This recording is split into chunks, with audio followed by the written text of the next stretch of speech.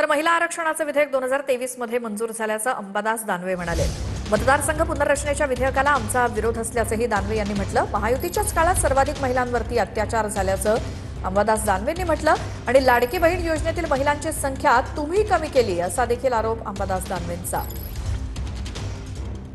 वाटतं एकनाथ शिंदेनं ज्ञान कमी आहे.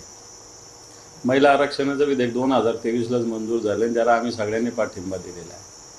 आता जे रिजेक्ट झालं मतदारसंघ पुनर्रचनेचं परिसीमेचं विधेयक रिजेक्ट झालं. तर एवढंच त्यांना हे होतं तर मग त्यांनी वेगवेगळं आत्ताही म्हणणं आहे की आत्ता या 543-44 मतदारसंघात 33% आरक्षण लागू करावं. चला आमचे खासदार असतील त्यांचा मतदारसंघ रिझर्व झाला तरी चालेल.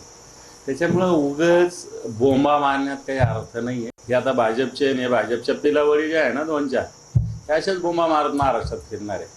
महिला काय गोष्टी करतात. तुमच्याच राज्यात सगळ्यात जास्त महिलावर अन्याय अत्याचार आहे. आणि काय महिला आरक्षण गोष्ट लाडक्या बहिणी कसल्या 71 लाख लाडक्या बहिणी कमी केल्या तुम्ही. आणि त्याच्यामुळे एकनाथ शिंदे असतील किंवा त्यांची पिलावळ असेल काही भाजपची जी पिलावळ असेल म्हणतं यांनी उगाच बोंबा मारण्याचं सोडून द्यावं.